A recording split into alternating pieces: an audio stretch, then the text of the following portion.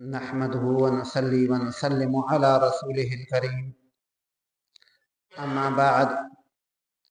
فأعوذ بالله من الشيطان الرجيم بسم الله الرحمن الرحيم إلا تنصروه فقد نصره الله إذ أخرجه الذين كفروا ثاني اثنين إذ هما في الغار إذ يقول لصاحبه لا تحزن إن الله معنا صدق الله العظيم اللهم صل على محمد وعلى آل محمد كما صليت على إبراهيم وعلى آل إبراهيم إنك حميد مجيد اللهم بارك على محمد وعلى آل محمد كما باركت على إبراهيم وعلى آل إبراهيم إنك حميد مجيد معزز سامعین اکرام، جمادی الاخری کا مہینہ ہے اور جمادی الاخری کے مہینے کے اندر خلیفۃ النبی بلا فصل سیدنا ابوبکر صدیق رضی اللہ تعالی عنہ کی وفات ہے۔ اس مناسبت سے آج انشاءاللہ سیدنا ابوبکر صدیق رضی اللہ تعالی عنہ کے بارے میں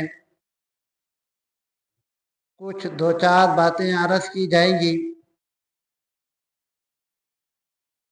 سیدنا ابوبکر صدیق رضی اللہ تعالی عنہ،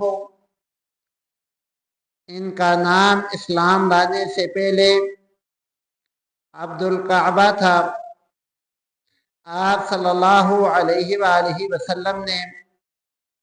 ان کا نام بدل کر عبداللہ رکھا۔ ان کی کنیت ابو بکر اور لقب صدیق اور عتیق ہیں۔ آپ کے والد کا نام عثمان اور کنیت ابو قحافہ ہے۔ آپ کی والدہ کا نام سلمہ اور کنیت ام خیر ہے۔ آپ کا تعلق قریش کی شاخ قبیلہ بنو تمیم سے ہے اور آپ کی ولادت 574 عیسوی فیل کے واقعے کے 3 سال بعد ہوئی۔ آپ صلی اللہ علیہ وآلہ وسلم کے ساتھ دوستی اور تعلق کا سلسلہ 18 سال کی عمر میں شروع ہوا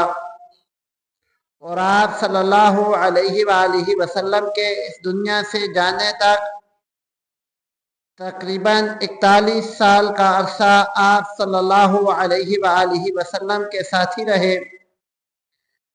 جن میں 18 سال آپ صلی اللہ علیہ وآلہ وسلم کے اعلان نبوت سے پہلے کے ہیں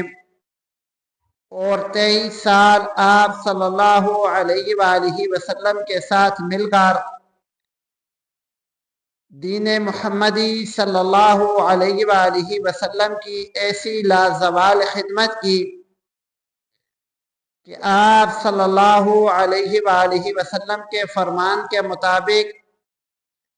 انبیاء کے بعد افضل البشر